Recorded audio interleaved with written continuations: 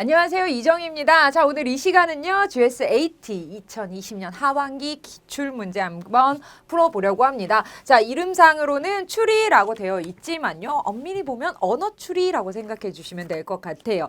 이 안에는요. 원래 같으면 도형이라던가 어떠한 수의 계획을 가지고 있는 것들은 제가 이렇게 약간 빼놓기도 했는데요. 오늘은 그 문제 다 포함해서 총 17문제 풀어보도록 할 거고요. 여러분들 아마 보시면 언어 추리 문제도 있을 거고요. 마지막에 명제 추리, 도형 추리, 그 다음에 언어의 유형에 대한 추리 이런 내용 나와 있고요. 그 다음 맨 마지막 지문을 읽고 지문의 바탕으로 추론해보는 내용까지 한번 쭉 연결해서 이어나가 보도록 하죠. 2020년 하반기 기출 추리 파트 시작해 보도록 하겠습니다. 자, 명제 추리 먼저 나와 있네요. 자, 문제에서 제시된 명제가 모두 참일 때 빈칸에 들어갈 명제로 가장 적절한 거 찾아라 라고 했네요. 결론을 찾아라 라는 말입니다. 자, 전제 1을 봤더니요. 모든 사람 이 내용이 서로 같다라는 거 알 수 있습니다. 아, 이렇게 전제에서 모든 사람이라는 것, 어떤 야근을 하는 사람, 모든 사람이 어떤 거에 포함된다? 혹은 야근을 하는 모든 사람이 또 다른 어떤 업무에 포함이 된다, 어떤 부류에 포함이 된다, 포함된다, 아니다 라는 명제가 나왔을 땐 가장 좋은 것은요. 벤다이어그램을 활용하는 겁니다. 그래서 저희 교재 해설에 보면 역시 벤다이어그램을 활용했죠. 왜 벤다이어그램을 활용하느냐? 그게 가장 빠르게 접근할 수 있고 빠르게 풀어낼 수 있기 때문입니다. 자, 문제 한번 볼게요. 자, 야근하는 모든 사람 A라고 놓아도 되고요. B라도 놓아도 되고요. 여러분 놓고 싶은 대로 놓으세요. 저는 그냥 편리에 의해서 A라고 들게요. 야근을 하는 모든 사람은 X 분야는 B로 놓고요. Y 분야는 C로 놔볼게요. 자, 그러면 B 업무를 하는 모든 사람 중에 야근을 하는 사람 포함되어 있을 거고요. 자, 그 다음 Y 업무를 하는 C죠. 모든 사람 중에 역시 야근을 하는 사람 포함되어 있습니다. B와 C에 A라는 공통 알맹이가 있네요. 이걸 합혀보면 이렇게 되겠죠. A가 될 거고요. B가 될 거고요. C가 될 겁니다. 이렇게 야근을 한 사람 이렇게 표현해주면 더 좋겠네요. 자, A, B, C로 나눠놓은 거 다시 바꿔보시면 됩니다. 그렇다면 1, 2, 3, 4, 5번 중에 가장 적절하는 것은 자, 여기에선 A가 야근하는 사람이었고요. B가 X 분야에 일을 하는 사람, C가 Y 분야에 일을 하는 사람이니까 Y 분야의 업무를 하는 어떤 사람은 X 분야의 업무를 한다. 공통 내용이 들어가면 되겠습니다. 그래서 정답은 2번 찾아주시면 되겠네요. 그 다음 문제 가봅니다. 자, 다음 조건을 통해 추론할 때 항상 거짓이 되는 것 찾아라 라고 했네요. 자, 이렇게 주어진 조건이 있고 그에 대한 참 거짓을 추론해 나가는 이러한 문제 같은 경우에는요. 위에 지문만으로도 어떠한 경우의 수를 확인하지 않고 문제를 풀 수 있는 경우가 있습니다. 만약 여러분들 실전에서 그렇게 하신다면 그렇게 문제를 빨리 풀어나가는 게 맞습니다. 하지만 저희 지금 이 시간은 연습하고 경험을 쌓는 시간이니까 문제 한번 정확하게 풀어보도록 할게요. 자, 6대를 주차할 수 있는 2행 3열로 구성된 G주차장이 있습니다. G주차장에는 A, B, C, D 차 4대가 주차되어 있고요. 1행과 2행에는 빈자리 꼭 한 곳씩이 있어야 됩니다. 주차할 곳, 할 수 없는 곳이 하나씩 존재합니다.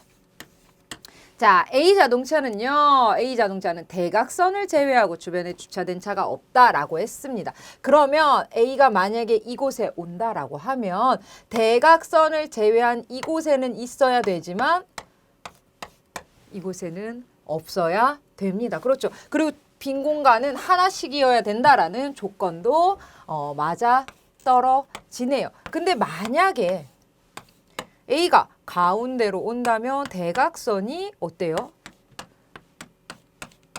대각선을 제외하고 라고 했기 때문에 한 곳에 2대의 차가 빈 공간이 생기게 됩니다. 그렇기 때문에 A는 가운데 행에는 올 수가 없다라는 것을 우리 여기에서 알 수 있습니다. A 옆 공간이 빈 공간이어야 하므로 가운데 자리 2열에는 올 수 없다. 자, A는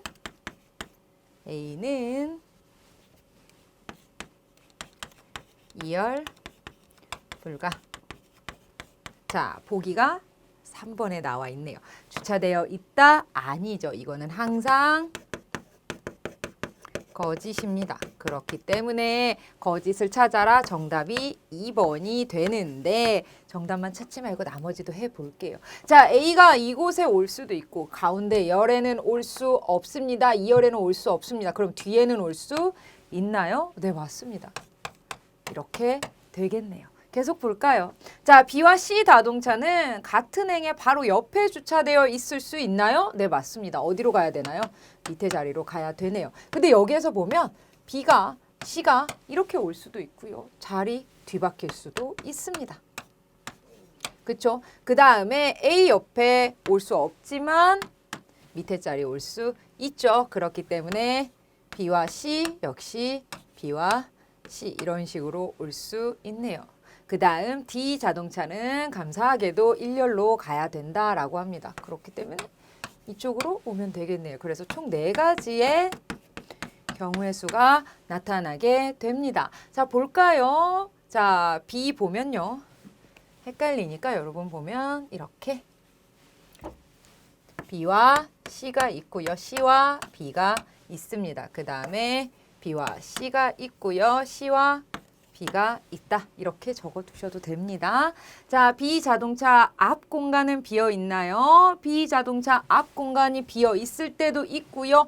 뒤로 있을 때도 있네요. 이 하나의 가지만 보더라도 그럴 수도 있고 아닐 수도 있다. 항상 거짓은 아니다. 자, C 자동차 옆 공간은 빈자리가 없을 수도 있고요. 빈자리가 있을 수도 있고요. 역시 항상 거짓은 아닙니다. A와 D 자동차는 같은 행에 주차되어 있나요? 네, 맞습니다. 그래서 항상 참입니다. 거짓을 찾아라 해당하지 않죠. D와 C, D 어디 있나요? D와 C 자동차는 같은 열에 주차되어 있을 수도 있고요. 아닐 수도 있죠. 항상 거짓 아닙니다. 그래서 정답은 2번이 아니죠. 큰일 날 뻔했네요. 3번 찾아주시면 됩니다. 문제에서는 항상 거짓을 찾으라고 했기 때문에 자, 위에 지문만으로도 이 문제 풀 수 있었습니다. 하지만 마지막까지 체크하고 넘어갈게요. 2번 문제는 3번 정답 찾고요. 저희 3번 문제로 가볼게요. 3번입니다. 다음 조건을 통해 추론할 때 항상 거짓이 되는 것 역시 또 거짓을 찾아라 라고 했네요. 자, A, B, C, D, E 5명이 입사한 지 오래된 순서로 이름을 적었습니다. 그러면 여기에서 오래된 순서이고요. 가장 신입이다. 뭐 이런 식으로 할까요? 그래서 자리를 뭐 1, 2, 3, 4 5명이니까 5 뭐 이런 식으로 하면 되겠네요.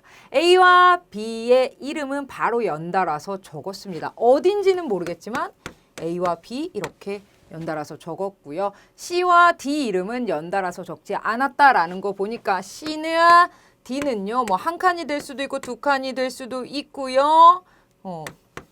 이런 식으로 어떻게 될지 모르겠지만 우선 빈칸 돌게요. 그 다음에 E는 C보다 먼저 입사했다라고 했습니다. E는 C보다 먼저 입사했기 때문에 E는 C보다 먼저 입사했습니다. 자, E가 있으면 C보다 먼저 입사했다라는 거, 오래됐다라는 거죠. 그러면 이쪽으로 가야 되겠네요. 저희는 신입을 뒤로 놨으니까요. 가장 최근에 입사한 사람은 입사한 지 2년 된 D래요. 자, 그럼 5번 자리는 D가 확정이네요. D가 있어야 되고요. E는 C보다 어쩌요? 앞으로 가야 되고요. 그 다음에 C와 자리는 이미 4자리밖에 없는데요. A, B, C, E가 들어가야 되는데 C와 D는 또 연달아서 적을 수 없으니 아하, A, B가 C와 D 사이로 들어가야 되겠구나라는 거 알 수 있습니다. 그리고 A와 B는 누가 먼저라고 할 거는 아직 없죠. 그러면 가장 먼저 와야 되는 게 E입니다. 왜요? C보다 먼저 입사했기 때문에 그 다음에 C가 들어가야 되겠고요. 연달아서 적히지 않았기 때문에 C와 D가 자리를 이렇게 차지해야 되네요. 왜 그러냐면 D가 가장 최근에 입사했기 때문에 5번이 확정이죠. 그렇다면 가운데 들어가야 되는 게 A와 B의 자리인데요. A와 B가 올 수 있고요. 그 다음에 둘의 선후 관계가 아직 확정되지 않았기 때문에 이러한 경우 B, C 이렇게 올 수 있겠네요. 자, 그럼 두 가지 경우 생기네. 하나씩 볼까요? C의 이름은 A보다 먼저 이름이 적혔다라고 되어 있는데요. 네, 맞습니다. 둘 다 맞네요. 참입니다. 자, B는요. E보다 먼저 입사했다라고 했는데 B는 아니죠. E가 가장 먼저 입사했죠. 그렇기 때문에 E는 항상 거짓입니다. 항상 거짓. 자, E의 이름 바로 뒤에 C의 이름이 적혔다라고 했는데 참입니다. A 이름, B의 이름 나중에 적혔다라고 했는데 E는요. 그럴 수도 있고 아닐 수도 있습니다. 왜요? 이 A와 B의 선후 관계에 대해서는 위의 조건에서 언급하지 않았기 때문이죠. 그럴 수도 있고 아닐 수도 있다. B는 C보다 나중에 입사했다라고 했는데 참이네요. 자, 그렇기 때문에 항상 거짓이 되는 것은 2번 찾아주시면 되겠습니다. 자, 그 다음 4번으로 갑니다. 자, 다음 조건을 통해 추론할 때 항상 참인 건 묻고 있습니다. 이번에는 항상 참이라고 묻고 있네요. 사원 번호는요. 0부터 9까지의 정수로 이루어졌습니다. 한번 여기에 적어볼게요. 이렇게 이쪽에 적어볼까요? 1, 0, 1, 2, 3, 4, 5, 6, 7, 8, 9 이렇게 되어 있네요. S회화에 입사한 사원에게 부여되는 사원 번호는 모두 6자리입니다. 하나, 둘, 셋, 넷, 다섯, 6자리. 임의로 정할게요. 2020년 상반기에 입사한 S 신입사원 사원 번호 앞에 두 자리는 20이래요. 20 확정됐습니다. 자, 그 다음 사원번호 앞에 두 자리를 제외한 나머지 자리에는 0이 올 수 없습니다. 그 다음 2020년 상반기 S사에 입사한 K씨는 사원번호 앞에 두 자리를 제외하며 이게 우리 지금 K씨의 사원번호 찾는 거구나. 세 번째 체크, 여섯 번째 셋, 넷, 다 여섯 번째 수만 같아야 된다라고 했네요. 세 번째, 여섯 번째 같아야 됩니다. 이 자리. 사원 번호 6자리의 합은 9입니다. 합이 9래요. 그러면 2가 이미 들어가 있기 때문에 그렇죠. 9 불가능하고요. 8 불가능하고 7, 6 불가능합니다. 5도 두 개 들어가면 어째요? 넘어가죠. 5도 불가능합니다. 그 다음 4 한번 만약에 넣어볼까요? 4로 들어간다면 어때요? 여기도 4, 4가 들어가야 되고 4, 8, 9, 10으로 우선 넘어가 버리죠. 그렇기 때문에 4도 불가능하고 혹시 4가 이렇게 들어가면요? 그러면 1, 2 이런 식으로 들어가야 되겠죠? 앞자리 세 번째하고 여섯 번째만 같아야 되기 때문에 만약에 작은 수로 들어간다면 4, 5, 6, 7, 8, 9, 10으로 넘어갑니다. 그래서 4는 이 안에 올 수 없는 숫자입니다. 4도 역시 아닙니다. 그럼 우리는 1, 2, 3으로 네 자리의 가능성을 만들어야 됩니다. 그러면 2를 우리 숫자 수학 시간이네요. 2를 먼저 빼야 되죠. 그렇기 때문에 이 네 자리의 합이 7이 되어야 됩니다. 해답지를 보시면 여기에서 x로 놓고요. y, z로 놓고 여기는 x입니다. 그래서 2x 플러스 y 플러스 z는 7이다. 그래서 x, y, z를 이렇게 구하는 식으로 풀어도 됩니다. 근데요, 저는요 그렇게 안 풀고요. 그 방법 말고 다른 방법 한번 사용해 보려고요. 어떻게 해요? 모두 다 넣어보려고요. 자, 보면 하나, 둘, 셋, 네 개가 7이 되어야 됩니다. 경우의 수는 1, 2, 3으로만 조합을 해야 됩니다. 그런데 3, 6이 만약에 이 자리와 이 자리가 같이 들어가야 되기 때문에 3을 앞뒤로 넣어버리면 6이 되고요. 어때요? 나머지 두 자리가 아무리 작더라 하더라도 불가능합니다. 그렇기 때문에 3은 이 자리나 이 자리에 들어가야 된다라는 거 알 수 있죠. 우선 임의대로 3을 한번 넣어볼게요. 3을 넣게 되면 어때요? 2가 만약에 들어간다면 4가 되기 때문에 어때요? 7이 또 불가능합니다. 아하! 앞에와 즉 세 번째와 여섯 번째는 1밖에 올 수가 없습니다. 그 다음엔 1, 3, 2, 1 갈 수 있고요. 그 다음에 하나 더 자리 바꿔줄 수도 있겠죠. 1, 2, 3, 1 이렇게 두 가지의 경우가 생기게 됩니다. 이렇게 됩니다. 자, 그래서 좀 예쁘게 적어보면 20, 1, 3, 2, 1이 될 수 있고요. 20, 1, 2, 3, 1이라는 사원번호 두 가지 부합이 됩니다. 경우의 수 있네요. 그 다음 볼까요? 자, 그러면 K씨의 사원번호 세 번째 자리의 수가 1 맞나요? 둘 다 항상 참입니다. 항상 참입니다. K씨의 사원번호 201321일 수도 있고요. 1231일 수도 있습니다. 이는 50% 참입니다. 그 다음 K씨의 사원번호는 201231이 될 수 없나요? 아니죠. 될 수 있습니다. 이는 틀렸어요. 거짓. K씨의 사원번호 앞에 두 자리가 20이 아닌 21이 부여된다면 K씨의 사원번호는 21이 되고요. 1, 2, 3, 1이 됩니까? 라고 했는데 합이 어때요? 9를 넘어가 버리죠. 그래서 불가능합니다. 왜 앞에서 사원번호 6자리의 합이 9여야 된다 했으니까요. K씨의 사원번호 네 번째 자리의 수가 다섯 번째 자리의 수보다 작다면 네 번째 하나 둘 셋 네 번째 수가 다섯 번째보다 작다면 2032가 아니라 201231이 되어야 되겠죠. 아예 틀렸네요. 거짓입니다. 항상 참인 것은 1번만 찾아주시면 되겠습니다. 그 다음 문제 가볼게요. 이제 우리 어렵다라기보다는 조금은 번거롭고 여러 가지 경우를 찾아야 되는 추론 문제가 끝났습니다.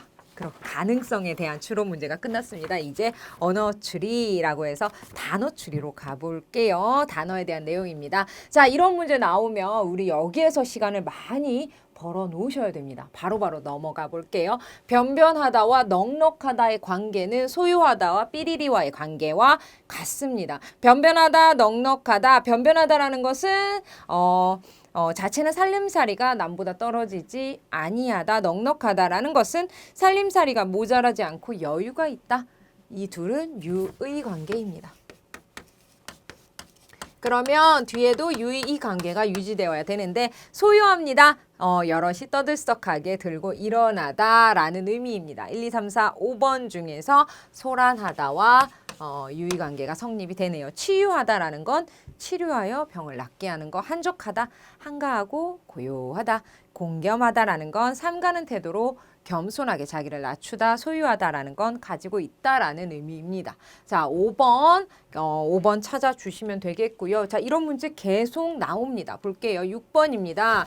공시하다와 반포하다 역시 유의관계입니다. 그러면 각축하다, 서로 이기려고 다투며 덤벼들다라는 각축하다와 유의관계에 있는 단어 뭐가 있나요? 바로 5번이죠. 경쟁하다입니다. 같은 목적에 대하여 이기거나 앞서려고 서로 겨루다. 그래서 경쟁하다입니다. 5번 찾고요. 7번으로 갑니다. 침착하다, 경솔하다. 서로 반대 개념이라는 거 알 수 있죠. 이는 반의 관계입니다. 자, 그러면 섬세하다와 반의 관계 뭐가 있을까요? 섬세하다라는 건 곱고 가늘다라는 의미입니다. 그래서 반의 관계 조약하다라고 해서 거칠고 나쁘다라는 의미 2번 찾아주시면 되겠네요. 그 다음 8번 한번 볼게요. 자, 겨냥하다라는 것과 가능하다 라고 나와 있습니다. 자, 겨냥하다라는 것은 목표물을 겨누다라는 거. 어디를 겨냥하다라는 거 들어보셨죠? 가늠하다라는 것은 목표나 기준에 맞고 안 맞음을 헤아려 보다. 이 둘의 관계는 유의 관계입니다. 자, 다지다와 다음 단어는 무엇이 될까요? 다지다라는 의미는 기초나 터전 따위를 굳고 튼튼하게 하다라는 겁니다. 그렇다면 이와 해당하는 것은 유의관계에 해당하는 것은 강화하다가 적절하겠네요. 강화하다라는 것은 세력이나 힘을 더 강하고 튼튼하게 하다, 증거하다 들어보셨나요? 앞으로 나아가다라는 의미이고요. 걷잡다라는 단어는요. 겉으로 보고 대강 짐작하여 헤아리다. 유량하다라는 건 앞으로 앞일을 잘 헤아려 생각하다. 그 다음에 마지막 약화하다라는 것은 세력이나 힘이 약해지다라는 의미입니다. 정답은 5번 찾아주시면 되겠습니다. 9번으로 가볼게요.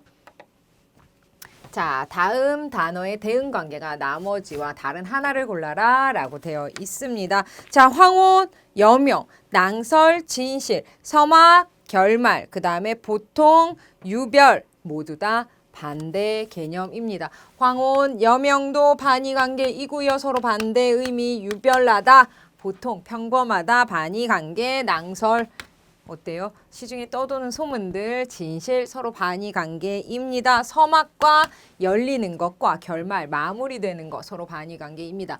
유지와 부지만 서로 유의관계인데요.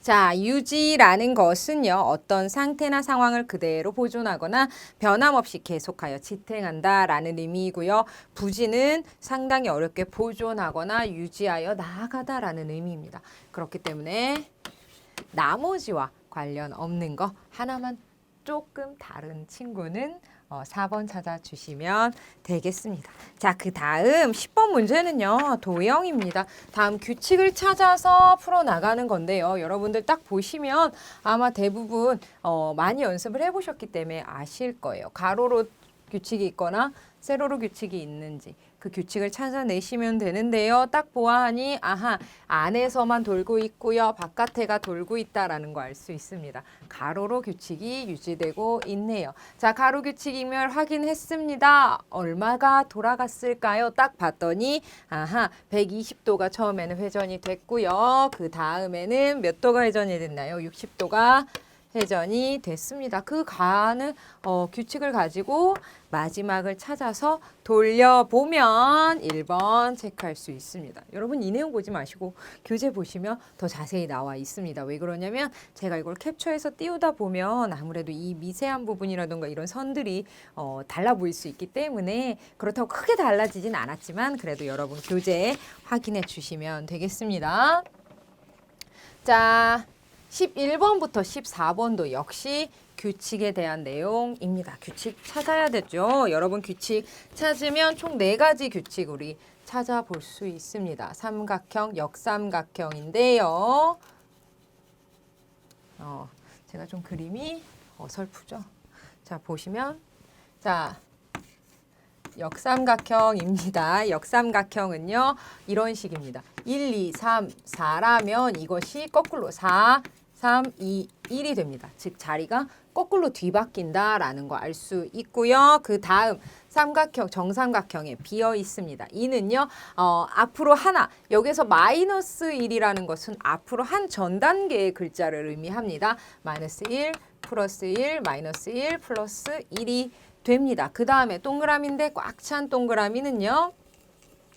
확인해 보면 1, 2, 3, 여기에서 그대로 옵니다. 0이라는 건 그 글자가 그대로 온다라는 것이고요. 그 다음에 한 단계 전, 그 다음에 그대로 오고요.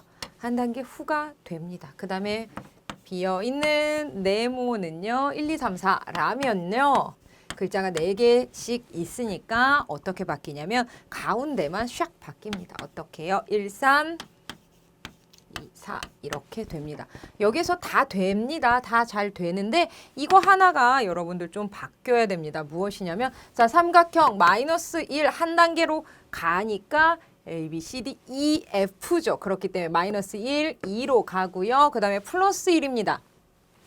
W, X라고 가고요. 자, 그 다음에 J의 한 단계 전은요. I, J 이렇게 되고요. Y의 플러스 1은 A, B, C, D, E, F, G 쭉 가면 X, Y, G, E, X, I, G가 됩니다. 그 다음 네모 단계를 거칩니다. 어떻게 해요? 가운데 자리만 자리 바꿔줍니다. 그러면 E, I, X, G가 됩니다. 우리 교재 이 부분 오타입니다. 그래서 여러분 여기 살짝 바꿔주시면 되겠네요. 앞에 자리 가운데 바뀐다라는 거 확인하고요. 저희 11번 문제로 갑니다. 자, 11번 정해진 규칙 확인해 볼게요. 시옷, 니은, 리을, 미음입니다. 자, 거꾸로 꽉 찬 역삼각형입니다. 1, 2, 3, 4가 4, 3, 2, 1로 간대요. 그러면 미음, 리을, 니은, 시옷이 되겠습니다. 그 다음에 또 어떻게 되네요? 가운데 자리만 샥 바뀝니다. 그러면 미음, 니은, 리을, 시옷이 되겠네요. 정답은 미음, 니은, 리을, 시옷 1번 찾아주시면 되겠습니다. 12번 문제 가볼까요? 자, 12번 문제입니다. IS G가 되어 있습니다. 꽉 찬 동그라미 되어 있는데 꽉 찬 동그라미가 규칙이 뭐가 하나 잘못됐네요. 큰일 날 뻔했네요. 아직 꽉 찬 동그라미에 대한 문제는 안 나왔으니까 여기서 살짝 고쳐주고 갈게요. 아빠 11번 문제도 역삼각형과 사각형 문제가 나오다 보니까 제가 이 부분을 확인 못했는데 여러분 다시 한번 체크해 주세요. 그 다음에 ISOG로 다시 갑니다. ISOG에서 그대로 옵니다. 앞에 한 자리가 I로 오고요. S는 앞 단계로 갑니다. 앞 단계가 뭐였나요? 그 다음에 한다면 R이 가야 되겠죠. 세 번째 O 그대로 갑니다. G는요 앞 단계로 갑니다. 바로 F, G 이렇게 가면 되겠죠. 이 순서를 의미합니다. 단계 앞으로 간다라는 게 앞 단계 바로 연달아지는 우리 기억 니은과 그 다음에 알파벳 순서 그 의미입니다. I, R, O, F에서요 삼각형 정삼각형으로 갑니다. 자, 그러면 I에서 한 단계 앞으로 더 가려면 H로 가고요. 한 단계 뒤로 갑니다. 그 다음에 A, B, C, D, E, F, G, R, S로 가야 되겠죠. O 한 단계 전은요. N, O, P, Q, R, S, T, U 계속 가다 보면 F의 한 단계 뒤로 가는 것은요. 바로 F, G. 그래서 정답은 H, S, N, G. 그래서 정답은 4번 찾아주시면 되겠습니다. 이 규칙만 빨리 찾아낸다면 문제를 푸는 건 별로 어렵지 않다라는 거 알고 있으시겠죠? 그 다음에 13번 문제로 갑니다. 13번은요, 이제 거꾸로 가야 됩니다. 자, 그럼 거꾸로 가야 된다라는 것은요. 자, 기억에서 어때요? 플러스 1단계를 거치면 니은으로 됩니다. 근데 니은에서 기억을 우리가 몰랐을 때 어떤 거에서 보니까 플러스 1이 되니까 이렇게 됐어. 이걸 몰랐을 때 어떻게 찾아야 되나요?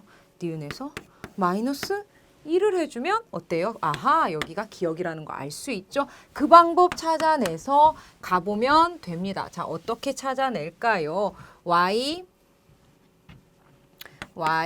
E, N, V가 있습니다. 자, 어떤 단계를 거쳤나요? 자, 그러면 Y와 N은 그대로 갈 거고요. 그 다음에 V에서는 어때요? V에서 거꾸로 가려면 W가 되겠네요. 그 다음에 E에서 거꾸로 가려면 F가 되겠네요. 자, 이런 식으로 찾아내 보시면 됩니다. 자, 그러면 1, 2, 3, 4가 4, 3, 2, 1이 됐습니다. 이게 바로 4, 3, 2, 1이 됐기 때문에 여기에서 우리 1, 2, 3, 4 찾으려면 그렇죠. W, N, F, Y가 되어야 되는 거 알 수 있습니다. W, N, F, Y 정답 5번 찾아주시면 되겠습니다. 14번도 같은 유형입니다. 거꾸로 찾아내면 되는데요. 자, 여기 이번에는 이렇게 되어 있습니다. 자, 이 과정을 거쳐서 이게 됐다라는 것은 어때요? 거꾸로 과정을 거치면 어때요? 마이너스 1이 플러스 1이 돼야 되겠죠. 그렇기 때문에 지읒이 와야 되고요. 플러스 1이 마이너스 1이 되어야 됩니다. 그렇기 때문에 키역. 그 다음에 디귿에 어때요? 마이너스 1이 돼서 디귿이 됐기 때문에 디귿에 플러스 1이 되려면 그렇죠. 리을입니다. 그 다음에 리을은 다시 더 거꾸로 가면 디귿이 되겠네요. 한 단계 더 가볼게요.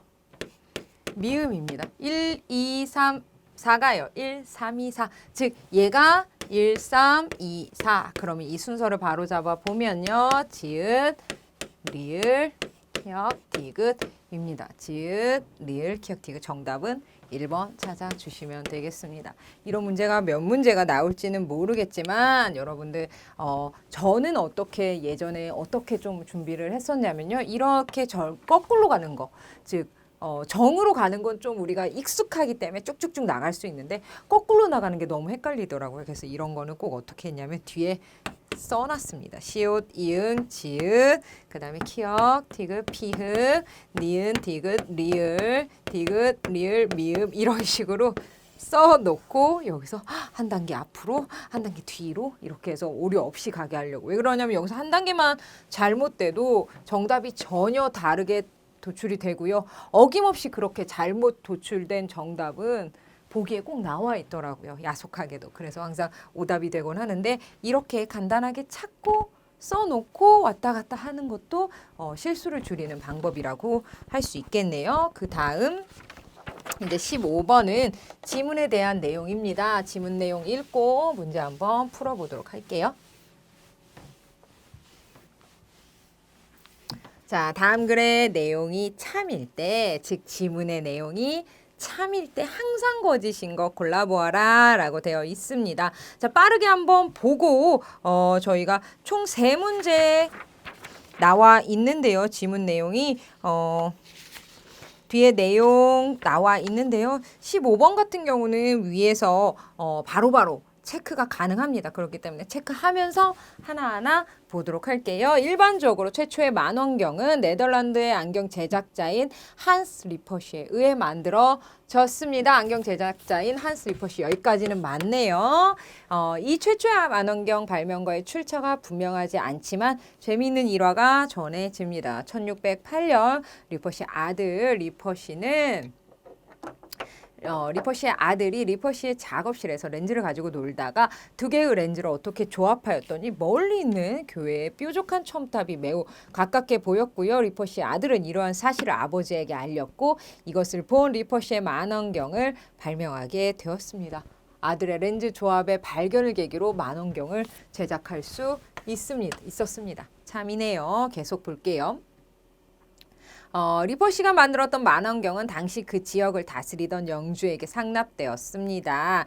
유감스럽게도 리퍼시가 만원경 제작에 사용한 렌즈의 조합은 현재 정확하게 알려져 있지는 않지만 아마도 두 개의 볼록 렌즈를 사용했을 것으로 추측된다. 볼록 렌즈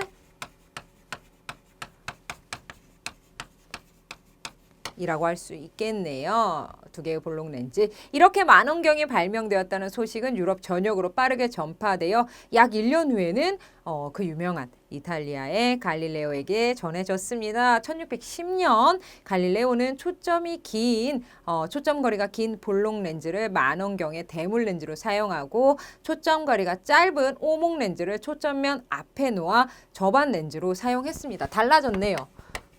볼록에서 어때요? 오목으로. 그 다음 접안 렌즈로 사용했고요. 이 같은 설계는 물체의 상하 좌우가 같은 적립상을 제공하므로 지상관측에 적당했습니다. 이러한 광학적 설계 방식을 갈릴레이식 굴절 만원경이라고 합니다.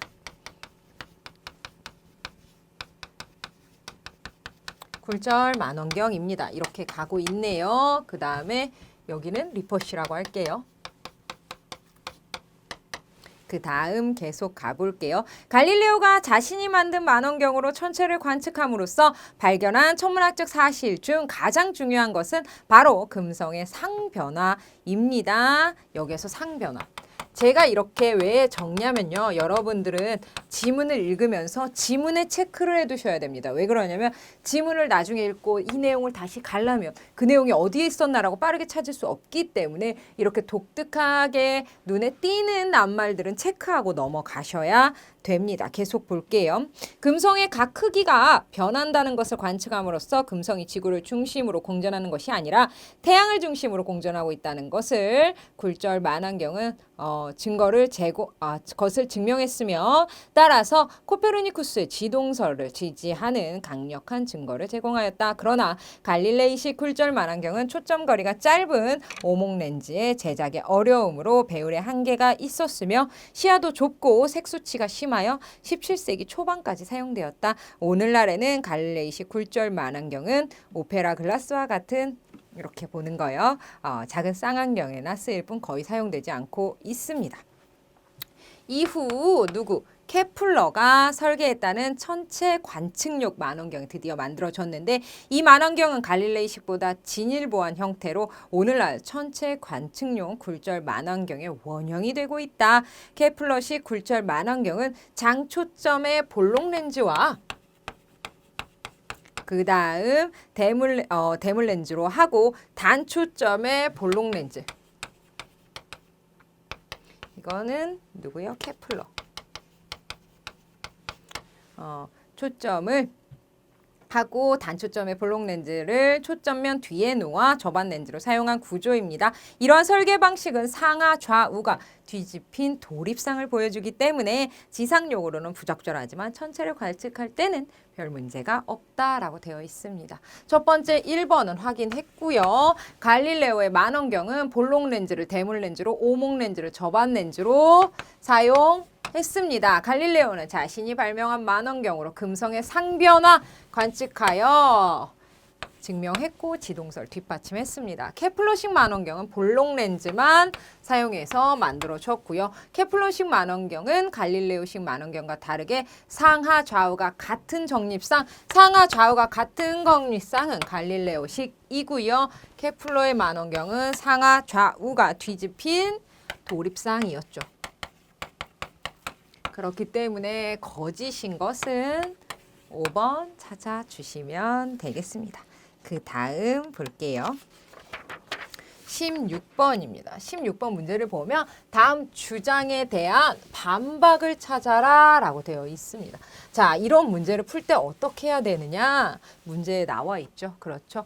주장에 대한 반박이기 때문에 우리는 이 글의 주장을 찾아야 되고요. 그 주장에 대한 반박을 1, 2, 3, 4, 5번으로 찾아야 됩니다. 옳고 그름이 아니라 주장에 대한 반박이기 때문에 주장에서 조건으로 걸고 있는 것에 대한 반박이어야 됩니다. 16번 볼게요. 비타민 D 결핍은요. 비타민 D에 대해서 얘기합니다. 우리 몸에 심각한 건강 문제를 일으킬 수 있습니다. 비타민 D는 칼슘이 체내에 흡수되어 뼈와 치아에 축적되는 것을 돕고 가슴뼈 뒤쪽에 위치한 흉선에서 면역세포를 생산하는 작용에 관여하는데 비타민 D가 부족할 경우 칼슘과 인의 흡수량이 줄어들고 면역력이 약해져 뼈가 약해지거나 신체 불균형이 일어날 수 있다. 무엇에 대해서 이야기하나요? 비타민 여러분은 교환에 체크하셨어야 되겠죠. 비타민 D는요. 주로 피부가 중파장 자외선에 노출될 때 형성됩니다. 중파장 자외선은 피부와 혈류에 포함된 세븐, 7, 디하이드로 콜레스테롤을 비타민 D로 전환시키는데 이렇게 전환된 비타민 D는 간과 신장을 통해 칼시트롤이라는 호르몬으로 활성화된다. 바로 이 칼시트롤을 통해 우리는 혈액과 뼈에 흡수될 칼슘과 인의 흡수를 조절하는 것이다. 이러한 기능을 담당하는 비타민 D를 함유하고 있는 식품은 자연에서 매우 적기 때문에 우리의 몸은 충분한 비타민 D를 생성하기 위해 주기적으로 태양빛에 노출될 필요가 있다. 이 글의 주장 뭐 한가요? 비타민 D가 결핍이 되면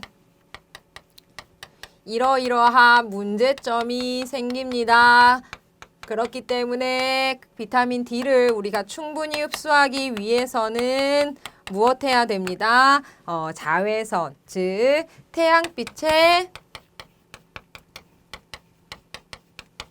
노출되어야 된다라는 주장을 하고 있는 겁니다. 그럼 이 글의 주장은 무엇? 비타민 D가 결핍 때문에 문제점이 생기니까 무엇하자? 비타민 D를 흡수하기 위해서 태양빛에 노출하자, 우리 자신을. 그럼 이것에 대한 반박은 무엇이어야 될까요?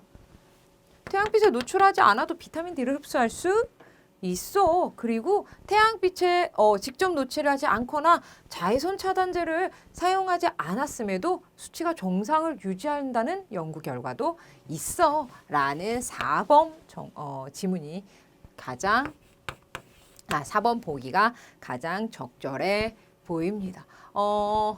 건강이 더 악화될 수 있다라는 거 혹은 부작용에 대한 이야기를 하고 있는 것도 아니고요. 건강이 악화된다. 그 다음에 보충제에 대한 이야기도 하지 않고요. 자외선 차단제를 사용하더라도 비타민 D 생성에 충분한 중파장 자외선에 노출될 수 있다라고 했는데 지금 자외선 차단제와 노출에 대한 이야기가 아니죠. 그렇기 때문에 이렇게 태양빛에 노출해야만이 비타민 D를 흡수할 수 있어가 아니야.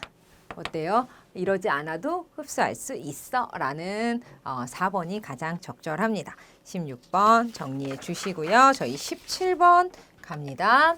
다음 지문을 토대로 보기를 바르게 해석한 것이라고 되어 있습니다. 자, 보시면요. 위에 내용은요. 여러분들이 읽어보시고 저희는 밑에 거 읽고 바로 보기로 넘어갈게요. S전자는 이번 행사에서 1.4R 인폴딩 패널을 사용한 폴더블 스마트폰 개발을 성공했다고 발표했다. 이는 아웃폴딩 패널을 사용한 H기업. 정리해보면 1.4R 인폴딩 S라고 정리하고요. 그 다음 이는 아웃폴딩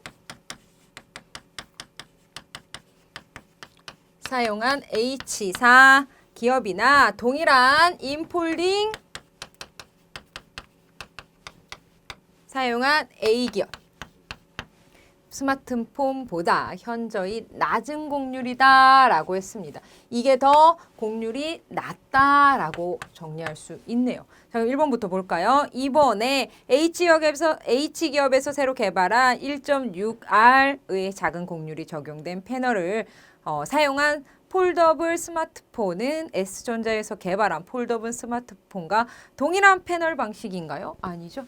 인폴딩, 아웃폴딩 서로 다르죠. 그래서 이는 S이죠.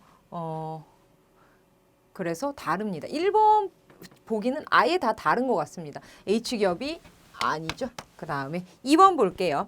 아웃폴딩 패널을 사용한 H기업의 폴더블 스마트폰은 이번에 S전자에서 개발한 폴더블 스마트폰보다 폴딩 스트레스가 낮을 것이다 라고 되어 있는데 더 접힐수록 R값이 적을수록 스트레스가 높아집니다. 그렇기 때문에 더 작죠. 그렇기 때문에 S전자가 폴딩 스트레스가 더 높아질 거라는 건 위에 폴딩 스트레스 끝에서 세 번째 줄이죠. 위의 지문에서 우리 충분히 확인할 수 있고요. 인폴딩 패널을 사용한 A기업은 폴더블 스마트폰은 S전자에서 개발한 폴더블 스마트폰과 개발 난이도가 비슷할 것이다 라고 했는데 여기에서 맨 마지막에 보면 1.4R 즉 더 낮은 공률이다 라고 했습니다. S전자가 인폴딩을 사용하긴 했지만 A기업이 몇 공률이라는 내용은 나와 있지 않아요. 그런데 S전자에서는 1.4 현재 A기업의 폴더블 스마트폰보다 현저히 낮은 공률이다 라고 했기 때문에 S전자에서 더 공률이 낮은 걸 개발했고요. 낮은 공률은 더 연구가 난이도가 높다라는 거 맨 끝에서 두 번째 줄에서 확인 가능합니다. 비슷했다라는 건 틀렸죠. 아웃폴딩 패널을 사용한 H기업 폴더블 스마트폰의 R값이 인폴딩 패널을 사용한 A기업의 폴더블 스마트폰보다 R값이 낮을 것이다 라고 했는데 R값이라는 건 공률입니다. 낮다고 보기는 이 글에서만은 확인할 수 없습니다. S전자의 폴더블 스마트폰의 R값이 경쟁 기업보다 낮은 것은 여러 층으로 구성된 패널의 층수를 타 기업의 패널보다 줄여 압축 응력과 인장 응력으로 인한 스트레스를 줄였기 때문이다 라고 했는데 이 글에서는 어때요? 패널의 층수에 대한 내용은 언급하고 있지 않습니다. 그렇기 때문에 이 글만으로는 이것이 연관되어 있다라는 거 우리 확인이 불가능하다라는 거 알 수 있겠네요. 그래서 정답은 맞는 것 2번 찾아주시면 되겠습니다. 자, 이렇게 해서 우리 오늘 앞에서 추론에 대한 문제, 명제 추론에 대한 내용 했고요. 그 다음으로는 단어에 대한 추리했고요. 그 다음은 도형했고요. 그 다음에 맨 마지막 지문을 해석해서 보기에 내용을 미루어 짐작해보는 추리까지 총 4가지 분야에 대한 추리를 모두 풀어봤습니다. 시간이 생각보다 오래 걸립니다. 그렇기 때문에 여러분들 시간 배분을 좀 해주셔야 되겠고요. 단어, 즉 낱말 추리 같은 경우는 여러분들 시간이 그리 많이 걸리지 않습니다. 그래서 그때는 좀 시간을 절약해 두셨다가 많이 걸리는 게 지문 추리라던가 이렇게 지문을 읽어야 되기 때문에 그리고 거의 이 부분에서는 마음이 조급하기 때문에 지문이 또 눈에 잘 들어오지 않습니다. 그렇기 때문에 지문이 항상 있다라는 거 염두에 두시고요. 시간 배분을 좀 활용하시는 것도 좋을 것 같습니다. 앞에 명제 추리 부분 어렵죠. 어렵다라기보다는 까다롭습니다. 하나하나 제거해 나가고 경우의 수를 찾아야 되기 때문에 하지만 이렇게 연습을 하다 보면 나중에 문제가 딱 나왔을 때 이거 이런 식으로 해야 더 빠르던데 라는 룰이 생깁니다. 여러분들 꼭 여러 번 연습해 주시기 바랍니다. 앞에 나와 있는 명제 추리 같은 경우는 제가 말로 하면서 풀기 때문에 약간 버벅일 수 있습니다. 그래서 해설지 부분을 좀 충분히 적어놨거든요. 그 내용 보시면서 다시 한번 정리하면 더 좋을 것 같습니다. 오늘 고생 많이 하셨고요. 전 다음에 또 다른 강의로 찾아뵙도록 하겠습니다. 감사합니다.